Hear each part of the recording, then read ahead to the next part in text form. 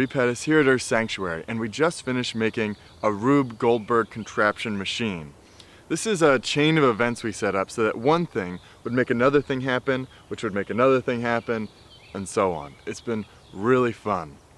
Nate and Jesse have both made these before, and so I cornered them and asked them if they had any advice for people who are interested in making their own Rube Goldberg contraption machines. There are three things that are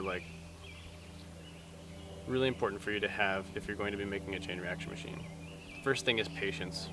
It takes a lot of work and a lot of tries, and you have to plan for having time to work on it. You can't just make it in an afternoon. Which comes to the second thing, you need to take breaks. Rube Goldberg machines are notoriously difficult to make, and they break a lot, and you can't get frustrated and you can't get angry. You just have to stop sometimes and relax. And sometimes things don't come out like you expected, or something you thought you were going to use doesn't fit into it correctly. So the third thing is resourcefulness. You have to be able to look at an object not as an object. Dental floss is not dental floss. It's actually something to cut a banana in half. Or, thinking like that. It's basically inventing. And spatial orientation, if you can play with Rubik's Cubes or anything like that to improve your ability to think in 3 dimensions, it takes out a lot of the time it takes to do tests and play with stuff. If you can sit back, think about it, play with it in your brain, because that's a lot faster, and then go and build. So, of course, most makers already like that. Sometimes things don't work out as planned. I mean, we've tried this so many times. wait a second. And every time we do one of these, even though the final video does it in one try, it never takes one try, that's for sure. We made our contraption out of sticks and stones and stuff we found in nature. But you could make it out of anything.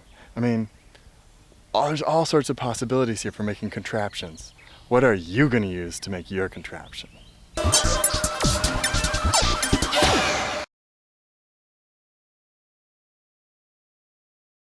So this is the first piece. It's going to be unwinding, kind of tight wound rope.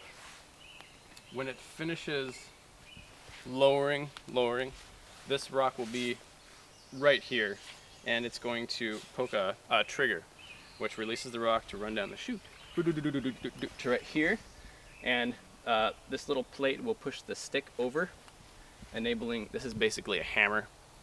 It's going to come down and slap the cross beam away, so this stone can swing out and tap. This is considered a trigger rock. The reason it's so wide is so that wherever that thing swings, it'll hit it. That falls against the first rock and the stick, actually. And we all recognize how dominoes work. The last domino has friction right here. This thing wants to slowly tilt up. Actually, it's kind of fast now that I think about it, but when that domino gets knocked out of the way, it's going to allow it to do that. And then that one, it ends up going down on this side. And then we all know what happens here. There's a slug. Slug juice is good for something. It pushes this one up. Same thing happens here. This one goes down, which means that the end piece gets lifted up.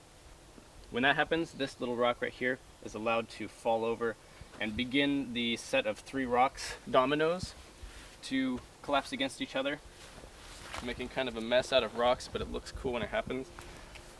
This is a lever here. When the last rock falls against the lever, it's going to push up on this stick. And this is a trigger mechanism that will release the fern fan. It's going to spin out slowly and knock off this delicately balanced rock.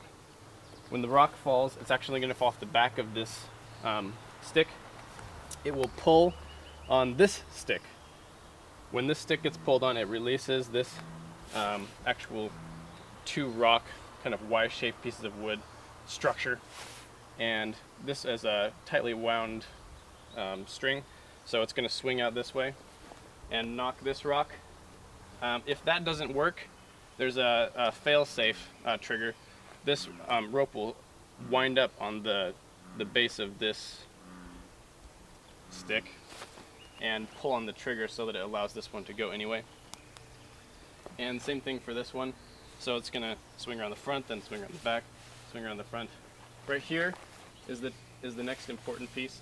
There's a trigger here, and when this stick finishes swinging out, it's going to push on the trigger.